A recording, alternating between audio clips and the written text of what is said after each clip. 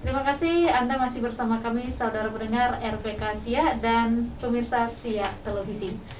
Nah, untuk selanjutnya nih kita lanjutkan ke Kak Nisa kembali nih.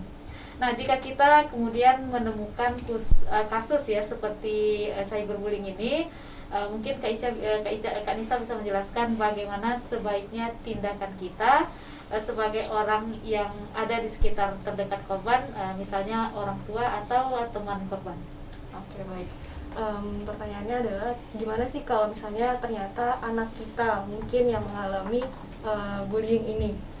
Nah, sebenarnya Kak, kasus bullying ini tuh biasanya kita sering kali kadang terlambat mengamati terjadinya bullying. Untuk itu, kita lebih peka lagi akan kondisi anak kita.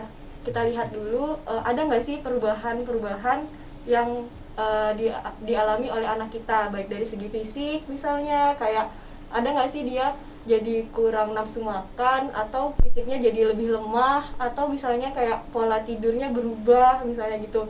Terus dari segi emosinya mungkin dia jadi ngerasa lebih sering marah-marah mungkin di rumah gitu, atau kayak sensitif banget nih dengan gadget misalnya, atau bahas sosial media apa dia jadi cenderung marah atau menghindar misalnya gitu, terus jadi kayak mengurung diri misalnya di kamar gitu kan. Jadi ada baiknya kita lebih peka lagi sama perubahan-perubahan anak tersebut. Nah, untuk itu komunikasi sama anak juga sebaiknya kita dilancarkan gitu kan Kak, diefektifkan, ditanya nih kira-kira gimana sih perasaan dia sekarang misalnya gitu. Terus ajak anak buat cerita apa sih yang terjadi, apa sih yang dia alami. Terus pasti ada latar belakangnya mungkin kenapa sih gitu, kita tanyakan dulu. Terus tanyakan juga apa sih yang udah dia lakuin sebelumnya misalnya gitu. Nah, komunikasinya juga uh, diperbaiki mungkin sama anak misalnya gitu. Terus juga Kak, mungkin kita perlu edukasi juga buat anak-anak kita yang mungkin korban cyberbullying misalnya. Gimana sih cara ketika menghadapi ketika dia jadi korban misalnya gitu. Untuk hari mungkin udah berapa minggu yang lalu misalnya gitu. Terus kalau misalnya kita kasih antisipasi nih, misalnya kalau misalnya terjadi lagi tuh gimana gitu. Nah, sebaiknya kalau misalnya kamu marah misalnya kita bilang gitu, kamu bawa minum dulu nih misalnya gitu, jangan dibalas dengan kata-kata lagi di sosial media yang mungkin kasar misalnya gitu, karena apapun yang kita share di sosial media itu bakal meninggalkan jejak, nggak yang kayak susah dihapus misalnya gitu. Nah, ketika kita jadi korban, jangan pernah jadi pelaku misalnya. Kita ingatkan sama anak kita, jangan dibalas dengan kata-kata kasar juga, jangan membalas dengan balik membuli misalnya gitu. Nah, juga kita perlu edukasi gimana sih bersosial media yang baik sama anak kita, karena ada besar kemungkinan ya Kak, kalau misalnya kita jadi korban, mana tahu di kemudian hari kita jadi pelaku misalnya gitu. Jadi kita perlu banget tuh ngeedukasi anak-anak gimana sih caranya bersosial media yang baik. Mungkin itu PR kita sebagai orang dewasa yang mendampingi anak ya kan Kak, karena kita belum tentu lebih ngerti nih tentang gadget misalnya, tentang aplikasi misalnya gitu kan. Misalnya kalau misalnya kita nggak ngerti, kita datangkan orang lain yang ngerti untuk mendampingi anak kita. Gimana sih caranya kalau misalnya kamu punya akun sosial media, apa aja sih yang bisa menjadi perlindungan gitu. Misalnya kayak ada loh namanya mungkin private account misalnya, jadi orang lain yang nggak kamu kenal itu nggak bisa ngelihat kamu misalnya gitu. Terus juga ada yang namanya report, misalnya dilaporkan, misalnya ada yang membuli kamu lagi, tinggal klik report itu, jadi dia bakal ditindaklanjuti misalnya gitu. Terus juga mungkin ada di hide misalnya gitu. Nah, yang kayak gitu-gitu diajarin juga ke anak dalam menggunakan media sosial. Nah, emang dari sejak dini sih kayak perlu buat kita ngedampingin anak dalam pengenalan sosial media gitu. Karena makin berkembang zaman juga nggak bisa dihindari gitu kan ya penggunaan media sosial ini. Ada baiknya emang kita dampingi, kita ajarkan gimana sih bersikap di media sosial, akhlak yang baik di media sosial misalnya. Terus juga habis itu kita juga mungkin mengajak anak untuk jadi penggerak buat ngelindungin mungkin korban-korban yang lainnya misalnya dari pengalaman pribadinya. dan lain sebagainya. Itu kalau misalnya kita jadi orang tua gitu kan Kak. Kalau misalnya kita jadi sama halnya kalau kita jadi orang yang mungkin asing sama anak itu, mungkin kita nggak kenal, mungkin kita bisa membantu mengasih tahu apa informasi yang bisa dilakukan ketika dia dibully misalnya gitu. Nah sebagai teman juga ada baiknya kita menyemangati, mensupport teman kita, membalikkan lagi kepercayaan dirinya Kak. Karena biasanya ketika dibully seseorang itu ngerasa sedih misalnya gitu kan kayak, atau ngerasa terluka gitu sama kata-katanya. Ada baiknya emang kita bangkitkan lagi semangatnya, kita dukung dia, kita buat dia ngerasa mau gimana pun orang lain, dia tetap ngerasa berharga.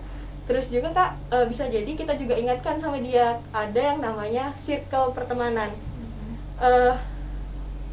Yang mana si orang yang mungkin nggak dia kenal itu ada di circle yang jauh banget di luar gitu, ada jaraknya gitu.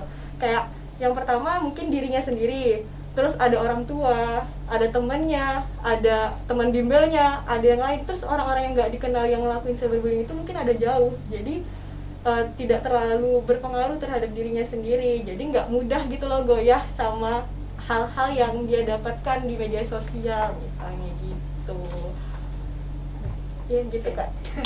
Nah untuk selanjutnya nih, sebenarnya ada nggak cara yang supaya kita bisa menahan diri nih dan jari kita nih untuk tidak melakukan kejahatan di dunia maya ini untuk bagi pelaku cyberbullying? Oke, nah mungkin buat teman-teman yang udah pernah ngelakuin yang namanya cyberbullying tanpa disengaja, belum terlambat untuk misalnya berubah gitu, atau belum terlambat untuk menahan diri. Kita bisa mencoba sebelum kita melakukan itu ke orang lain, coba dulu ke diri sendiri. Kira-kira kalau misalnya orang lain ngelakuin itu ke kita, rasanya gimana? Sakit nggak? Misalnya gitu. Kamu ngerasain apa sih ketika misalnya orang lain ngelakuin itu ke diri kamu? Kamu terluka nggak? Ketika kamu ngerasa terluka, maka jangan dilakukan kepada orang lain, misalnya gitu. Terus juga dia saring sebelum sharing. Jadi filter dulu nih, apa sih yang mau kamu bagikan, apa sih yang mau kamu komentarin kepada orang lain di media sosial. Sebelum kamu mengklik kirim gitu kan, sebaiknya disaring dulu gitu, karena bisa jadi bumerang buat kita sendiri ya kan kayak bisa jadi ketika itu jadi viral tiba-tiba bahaya juga ya kan kayak. Jadi ada baiknya filter dulu sebelum nge-sharing, dipikirkan dulu, dianalisis dulu kira-kira baik apa enggak gitu kan. Nah terus empati sama orang lainnya juga gitu. Nah inget juga kalau misalnya bisa jadi mereka nge-screenshot dan jadi masalah buat kita gitu. Jadi ada baiknya memperbaiki akhlak kita dalam bermedia sosial biar media sosial ini jadi wadah yang positif gitu. Oke, makasih Kak saya. Sama-sama Kak. Nah untuk pertanyaan selanjutnya nih buat forum anak. Ya, bisa dijawab oleh Tony. Forum anak sendiri pernah atau belum menemukan pengalaman kasus-kasus seperti ini? Nah, dan apa saja yang dilakukan untuk kemudian menyelesaikannya? Baiklah, jadi saya kan kalau sekarang kan sifatnya sebagai fasilitator yang mendampingin adik-adik pengurus maupun anggota Formana. Nah, tetapi sebelum menjadi fasilitator juga pernah terjun di langsung Formana kabupatennya. Nah, kalau di zaman saya itu di tahun 2015 atau 2016 pernah terjadi langsung sama pengurusnya juga kan. Jadi cyberbullying ini kan sebenarnya banyak sih model-modelnya. Bisa jadi misalnya seseorang memakai akun palsu, misalnya kan nama akun palsu, terus misalnya kalimat-kalimat yang tidak senonoh ataupun mengujar kebencian dengan misalnya menyebarkan berita bohong sehingga mempengaruhi orang lain. Terus bisa juga orang tersebut misalnya membuat grup WhatsApp atau grup di media lainnya yang ya kayak inilah menyebarkan berita sehingga orang-orang terpengaruh dan itu menjadi berita baru yang akan tersebar atau fitnah.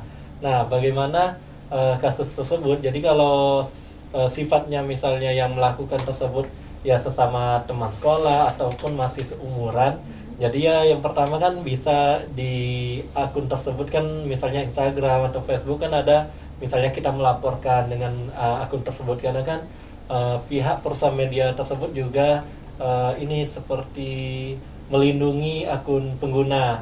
Nah, misalnya kalau kita merasa lebih misalnya dengan apa yang diperbuat orang tersebut, ya kita bisa konsultasi dulu misalnya di sekolah dengan guru BK, ataupun di dekat pengurus organisasi sekolah juga ada di PIKR. Terus kalau di organisasi Forwana bisa juga, sehingga teman-teman Forwana bisa memfasilitasi seperti ke P2 TP2A atau Komisi Perlindungan Anak Indonesia dan Dinas Pemberdayaan Anak itu sendiri. Mungkin itu. Nah, selanjutnya nih sudah ada masuk pertanyaan dari pendengar nih. Nah, langsung saja kita bacakan. Assalamualaikum Kak. Waalaikumsalam. Nandini dari Sia. Mau bertanya nih Kak, untuk Kak Nisa. Kalau kita sudah menjadi korban bullying, bagaimana cara kita memulihkan percaya diri kita lagi? Oke. Nah, kita perlu tahu dulu nih, kira-kira kasus apa sih yang udah dia alami, misalnya gitu. Si korban ini alami itu udah sejauh mana sih luka itu membekas di dirinya. Terus kita juga harus tahu nih, kira-kira hal apa sih yang ditembak sama pelaku, misalnya entah itu dari fisik atau entah komentar-komentar apa. Nah, memang proses untuk itu nggak mudah gitu kan Kak ya, apalagi kalau misalnya udah kena ke dalam hati gitu. Yang namanya luka psikis tuh sembuhnya mungkin butuh waktu gitu kan Kak. Nah, emang proses ini tuh berlangsung lama, mungkin kita perlu balik lagi, evaluasi diri lagi, dan menyadari kalau kita tetap berharga walaupun apapun yang orang lain katakan, misalnya gitu. Terus juga ada baiknya kita memaafkan diri kita sendiri dulu sebelum memaafkan mungkin orang lain atau pelakunya. Karena mungkin kan ngerasa menyalahkan diri sendiri misalnya gitu, atau ngerasa kalau itu kesalahanku misalnya gitu. Nah, yang harus kamu sadari adalah itu bukan kesalahan kamu atau itu bukan kesalahan kita. Kenapa kita dibully? Itu mutlak emang mereka yang melakukan kekerasan atau melakukan tindak bullying itu. Jadi itu bukan salah kita. Kita tetap pada jalur atau tetap pada rules hidup yang kita pegang misalnya gitu. Terus tetap percaya diri, balikin lagi kepercayaan diri kita dengan melakukan mungkin aktivitas-aktivitas yang bermanfaat atau aktivitas-aktivitas sosial misalnya gitu, terhubung sama kegiatan-kegiatan positif. Balik lagi beraktivitas seperti biasanya. Kalau perlu ya berceritalah kepada orang yang kalian percaya agar tidak dipendam di dalam hati gitu kan Kak. Jadi terungkapkan, terkeluarkan apa yang dia rasakan. Dengan begitu lebih mudah ya untuk ngerasa lebih nyaman gitu.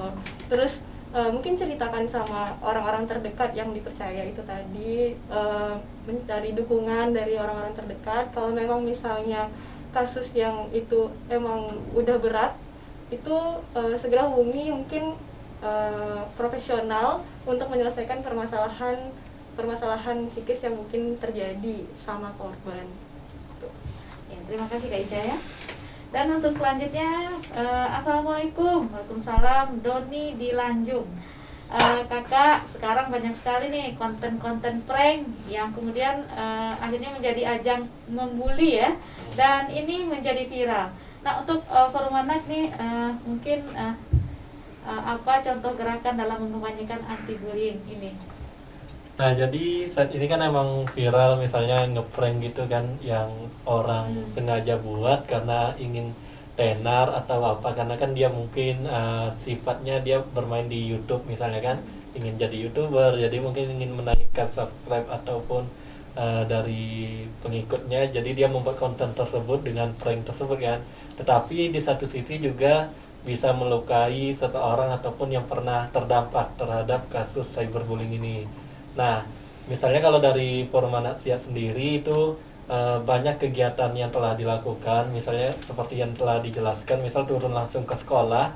Nah, terus selain di sekolah juga pernah melakukan kegiatan langsung ke lapangan, misalnya pas saat Car Free Day, misalnya selain cyberbullying tadi kan juga banyak nih pengaruhnya juga, kampanye langsung tentang misalnya stop kekerasan seksual atau stop kekerasan pada anak gitu kan. Nah, langsung juga ke tempat-tempat wisata juga dulu, misalnya langsung di rumah baca juga, kegiatan bersama dengan literasi. Nah, di media sosial juga sering kampanye misalnya dengan membuat poster ataupun video yang berkaitan dengan pencegahan cyberbullying tadi. Iya, Sobat PK dimanapun saja berada. Nah, untuk selanjutnya ya, kita akan masih melanjutkan pembahasan ini, tapi kita break terlebih dahulu. Tetaplah bersama kami dalam program Dunia Anak.